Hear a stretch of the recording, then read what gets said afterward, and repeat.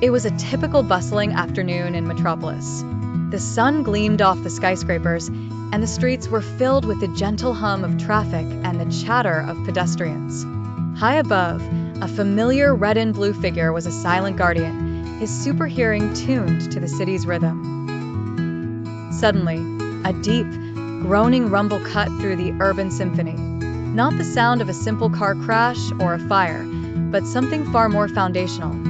Superman's head snapped toward the source, the Centennial Bridge.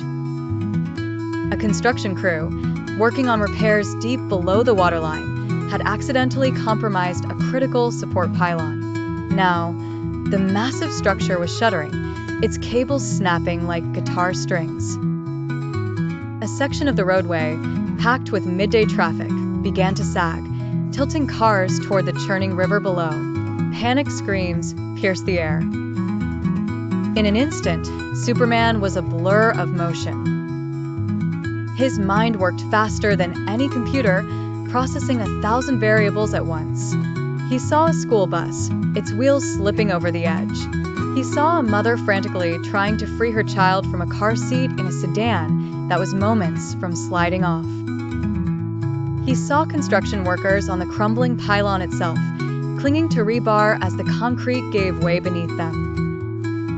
There was no time for a single, dramatic feat of strength. This required precision, speed, and split-second prioritization. His first move was to stabilize the impossible. He flew to the fractured main pylon, the cold water churning around him. Ignoring the tremendous strain, he braced his shoulders against the massive concrete and steel beam, becoming a living support column. The groaning of the bridge lessened instantly. The catastrophic collapse halted. But people were still in immediate danger. Using his super speed, he created afterimages of himself across the disaster zone. On the tilting roadway, one Superman gently lifted the back of the school bus, its tires finding purchase as he pushed it to safety on the stable part of the bridge. At the dangling sedan, another Superman tore the car door off its hinges with a gentle screech of metal.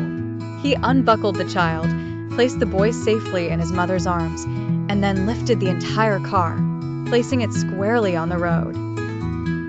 Below the bridge, a third Superman zipped through the air, catching the falling construction workers one by one and depositing them safely on a nearby service barge, their tools clattering to the deck around them.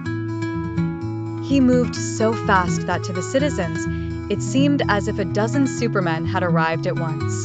A man taking a photo saw only a red streak. A woman saw a blur of blue catch a falling wrench an inch from her head.